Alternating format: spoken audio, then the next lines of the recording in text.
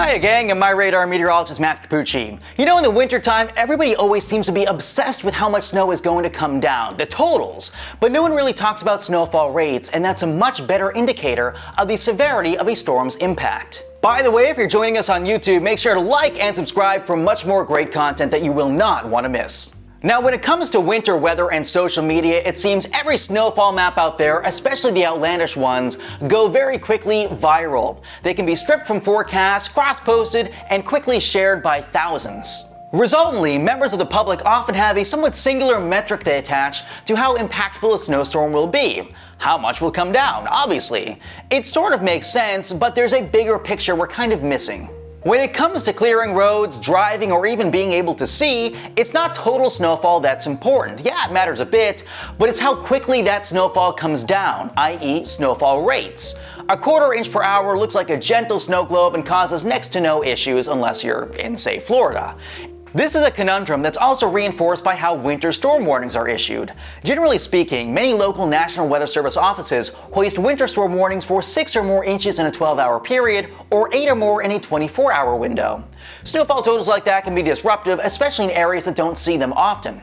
In areas accustomed to heavy snowfall, the thresholds are a little bit higher. Like in Boston, it's about 6 inches in 12 hours. In parts of the Rockies, though, 10 inches in 12 hours. Philly, Baltimore, and New York City trigger for about 5 inches in 12 hours, and for Dallas, Atlanta, and Charleston, just 2 inches have to come down in 12 hours. But what if 4 inches come down in New York City during the height of the morning commute in just 2 hours? Technically, that wouldn't warrant a warning. Forecasters might have a little bit of wiggle room and be able to issue something, but probably not a warning. But more often than not, the public underestimates these quick-hitting snowfall threats. At snowfall rates approaching 2 inches per hour, it's tough to see more than an eighth to a quarter mile in front of you at any given time. Road crews, no matter what, even if the roads are pre-treated, can't keep up, and visibilities and deteriorating roadways almost always make for car accidents. Let's think back to Thursday, November 15, 2018. We had a sharp band of frontogenesis, or a change in air temperature with distance, that helped enhance upward lift at the mid-levels of the atmosphere. That created a zone of very heavy snow with 1 to 3 inch per hour snowfall rates.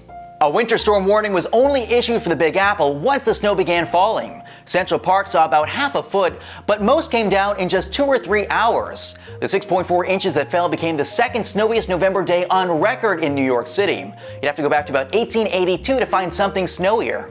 Now, New York is used to snow and they've seen way more snow before, but the rates again were impressive. Some people were stuck in the roads in their cars for upwards of 10 hours on what should have been a 30-minute ride. And it's not the first time that 1 to 3 inch per hour snowfall rates have snarled commutes in big cities. The same things happened in DC back in 2011 and 2018, and again a few weeks ago just south of town. Up to 1,000 cars were stuck on I-95 between DC and Fredericksburg, Virginia, for more than 12 to 18 hours at the peak of the storm. Snowfall amounts were heavy, sure, but people couldn't handle the snowfall rates. Now, it's not just big, sprawling snowstorms that have these major issues. The rates and the visibility problems also come into play during snow squalls, too. They're much more short-lived. Visibility can drop within minutes, and despite snowfall only lasting 15 to 30 minutes, brief, extreme snowfall rates and near-zero visibilities can quickly become deadly recipes for disaster. In December of 2018, a snow squall on I-80 in Pennsylvania left 2 people dead, more than 40 people injured, and dozens of tractor-trailers to crumple into ditches. An 85-vehicle pileup occurred in Akron, Ohio during a snow squall in November of 2021. Similar incidents transpired with a 50-vehicle crash in Lebanon County, Pennsylvania. They left 3 people dead in February 2016, and a 30-vehicle crash also in Pennsylvania that killed 1 person in 2017. Across the Great Lakes and Upper Midwest, the recent years have seen multiple 100-car pileups. In 2019, the National Weather Service found a solution and began issuing polygon-shaped snow squall warnings that trigger wireless emergency alerts of cell phones, just like tornado warnings or flash flood warnings. They're designed to get drivers to pull over and to avoid more deadly pileups. In the meantime, you can protect yourself too. Pay close attention to what the forecasts are this winter, and pay careful attention to what they're saying for snowfall rates. Of course, you can always watch the radar very carefully in the MyRadar app.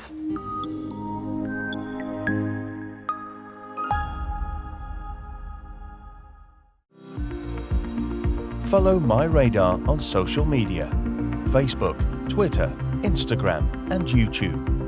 Download MyRadar on iOS, Android, Amazon Alexa, Xbox, and Windows.